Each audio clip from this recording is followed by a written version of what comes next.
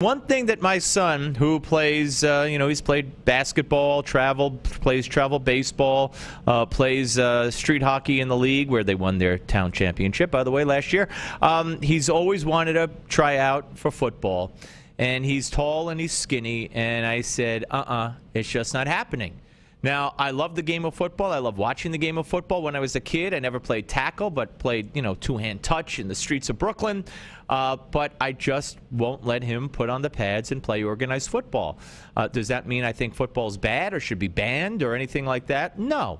I believe that, adults especially who willingly partake of the game, just like boxers, just like when Sugar Ray Leonard had a detached retina and he wanted a box and various cities wouldn't give him a license because he could go blind. Well, he wanted to risk that. He wanted to make the money. They know the risks going in. I think if someone wants to play football, they should be able to play football. Kids are a different story. Joining us now to talk about all of this and more is the author of The War on Football, Saving America's Game.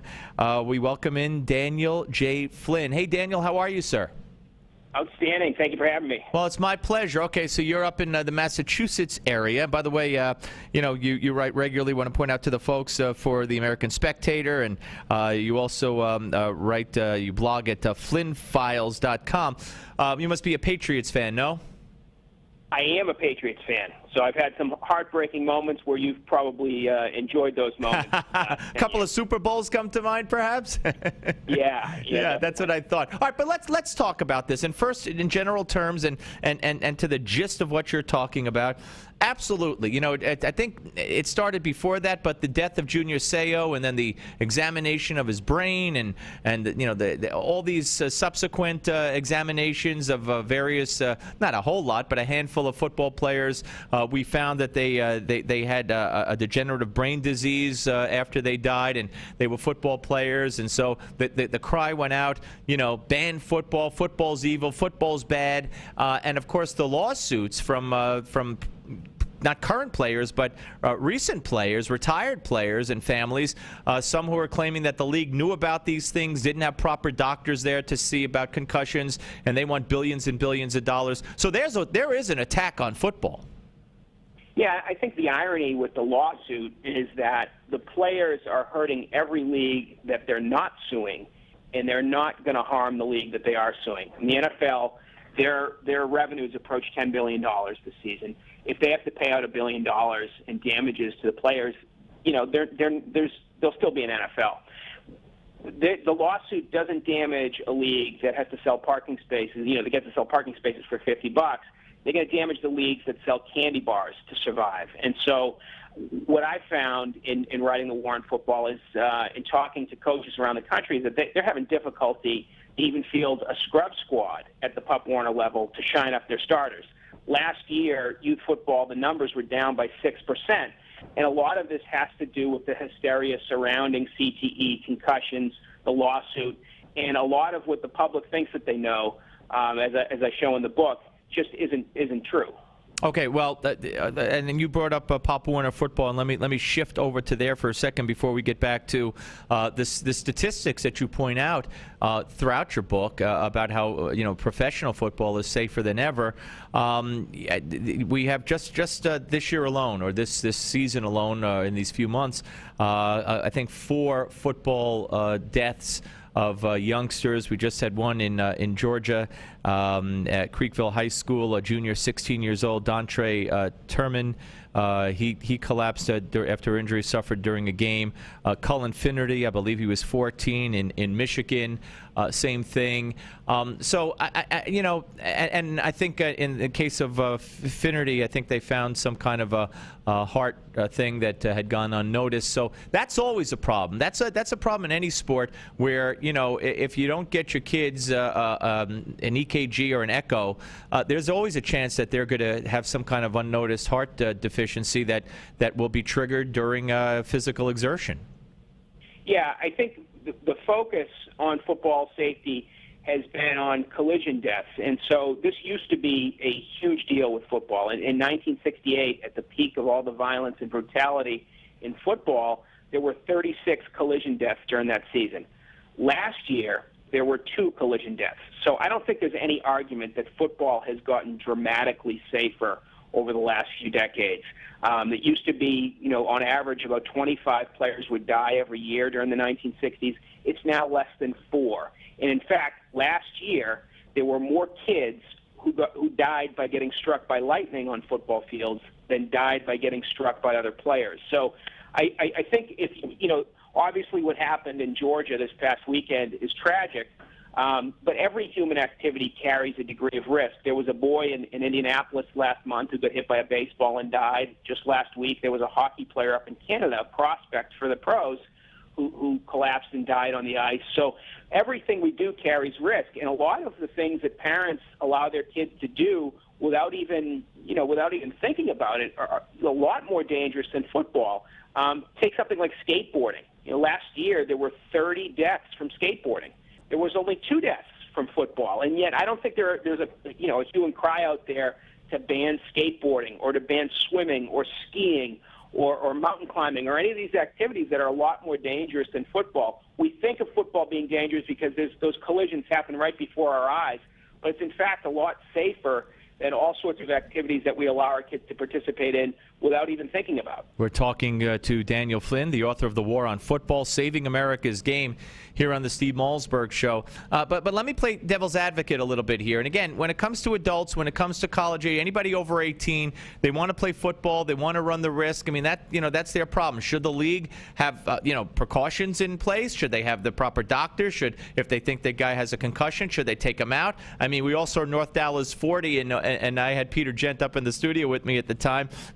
Too bad I didn't have Nick Nolte, but that stuff did happen. But they've come a long way, and if you could prove that a team or a league was purposely negligent and risked players' lives or safety or brain health, then go sue. But having said that, you can't get to that level. You can't get to college level, and you can't get to the pros for the most part, maybe even ever, unless you start, playing high school football as a kid, pre-high school. So why won't I let my kid go play football? I don't think he's going to get killed. I just think he's going to get, hurt. He's going to get beat up. He's going to get really bruised and really ripped apart and really, maybe break an arm or something because he's a tall, skinny kid, and I just don't want to put him there. Is that make sense as a father? Yeah, I think every parent's going to make their own decision about their own kid. They know their own kid, and football is not for everybody. I don't make the argument in my book that football is not a rough game. It's certainly more rough and dangerous than baseball or basketball or a lot of other games that kids play. But I don't object to parents sort of having their say. But what I do object to is that there are a lot of folks who are saying, well, let's ban football for kids. Let's ban it for people under 18. The fact of the matter is that almost every single person who plays tackle football in America is under the age of 18. There's about 1 out of every 50 football players can legally buy alcohol. And so the league that's most watched, sure, the NFL, they have all adults. But the league that most people play in, those are youth leagues in high school. And what's disturbing to me is not only has there been a drop-off in participation with the youth leagues, but in high school, for the first time in almost 20 years, there's been a drop-off in participation in high school football. And that, football is still the most played sport in high school, but the numbers are dropping. And I think this is a time in America, when deaths do happen on the football field now, usually it has to do with heat stroke, with sickle cell anemia, with enlarged hearts. And the common denominator with a lot of this stuff is obesity.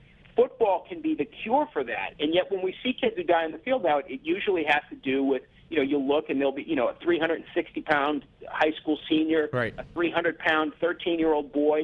And you just kind of get the feeling that, this isn't football that killed them. It's our fat society. All right, but it's also, but I'm sorry to interrupt, but it could also be that maybe special considerations need to be given to that 300-pound kid on the field. Maybe he needs more water. Maybe he needs more rest time. Maybe he needs to take, to do shorter workouts. I mean, this goes back to making sure the proper people are coaching and are out there. But it's not only, I don't think, the people who are shying away from football or having their kids shy away are just only afraid of death. Like I said, it's injury. Now, I saw statistics not too long ago that there are more concussions in soccer, girls soccer, if I'm not mistaken, than in high school football or pee-wee football or something like that. But again, the object of soccer, even though there's physical contact and people get kicked in the head inadvertently, is not to tackle somebody and push somebody and and go up against someone one-on-one and block someone and knock them down, or in baseball or in hockey for that matter. On a youth level, the physical contact is usually not permitted as much, at least not aggressiveness. So the purpose, the idea of football is go get them, go hit them, go knock them, and I think parents are afraid their kids are just going to get hurt, seriously or otherwise, as opposed to dead, and that's what's driving them away. Well, that's true, and certainly the intent of football is to tackle the guy and to have a physical confrontation. But I don't really know that the intent matters at all here. What matters is outcomes. And, I know the intent of riding a skateboard isn't to roll Right. down a hill at 40 miles an hour and bash your head off a car, but that often happens. And a street is a lot more unforgiving than a linebacker. And so all these activities like bicycling and skateboarding and swimming that are exponentially times more dangerous than football, we don't give a thought about that, but we just seem to be preoccupied with any kind of physical violence. I don't think football has grown especially hard. I think the evidence shows just the opposite, and I prove that in the book. Society's gotten soft. Yeah, and no. We are less tolerant of the pastimes, the rough pastimes of boys. We have boys sitting in front of screens playing video games. We give them Ritalin because they jump around in classrooms for lack of enough exercise.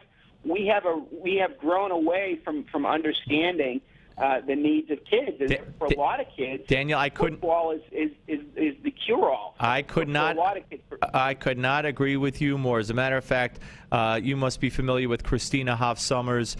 She just did a revised edition, updated of her great book from years ago, The War on Boys. We're having her on Thursday on this show. She is fantastic, and you're right. Not only that, I mean, no more dodgeball, no more kickball. Kids can't say bang bang. I mean, yeah, and they're not allowed to be boys. They're feminizing boys. I couldn't agree more. That's what makes your book so relevant and so fascinating. And folks, if you're considering having your kids play football, or you're considering playing football, or you just love the game of football, check out The War on Football: Saving America's Game by Daniel Flynn. Out today, correct?